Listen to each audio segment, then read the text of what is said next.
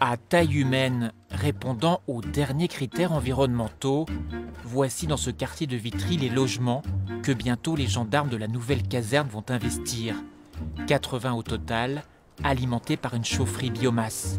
Illustration parmi d'autres d'une rénovation urbaine en profondeur et intelligente, portée par le maire de la ville. C'est une mutation et en même temps c'est une adaptation. Vous savez, le triptyque mondialisation, métropolisation, désindustrialisation est en œuvre depuis une trentaine d'années. Il a eu des effets sur le territoire. Maintenant, les territoires comme nous, qui sommes des territoires intermédiaires, on doit se recomposer, on doit redonner une perspective et donc là, on est sur un axe stratégique.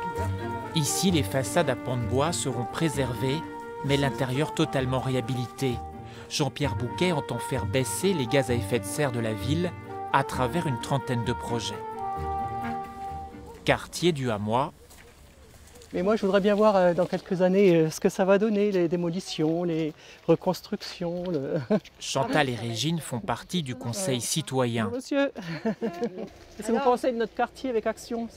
Comment? Qu'est-ce que vous pensez de notre quartier avec Action maintenant Action, ici? ouais, C'est chouette quand même. Hein, ouais. Elles accompagnent la population dans la mutation du quartier du Hamois, marqué ces dernières années par l'abandon de ses tours, tandis que de nouveaux logements émergent, une vie locale à réinventer. C'est pour rassurer les gens et puis en même temps écouter leurs doléances aussi, qu'on puisse rapporter la parole. Voilà, surtout. On essaye d'animer, d'amener des choses sur le quartier, se faire rencontrer les gens aussi, hein, que les gens puissent s'exprimer, sortir de chez eux aussi, hein, qu'ils ne restent pas confinés. Vitry joue la carte de l'ambition, comme ici à travers ce consortium imaginé avec une start-up de Vitry. Objectif un peu fou, développer des voitures à énergie hydrogène. Pour son fondateur, il s'agit de s'inscrire dans un vaste mouvement progressiste. Vitry est en train de vivre à la fois une transition industrielle et je dirais la transition énergétique quelque part, pour simplifier, va prendre la place de l'industrie classique et conventionnelle.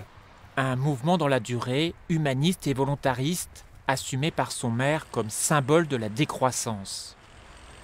Refaire quelque chose, c'est compliqué, mais il y a beaucoup de forces qui avancent et parallèlement, il faut faire partager à la population cette ouverture, cet enthousiasme, sachant que oui, il y a le poids du fatalisme qui pèse sur les populations et peut-être même des fois un peu de résignation. Vitry, Nouvel Eldorado, cela reste un peu utopique, tandis que la ville continue à perdre des habitants.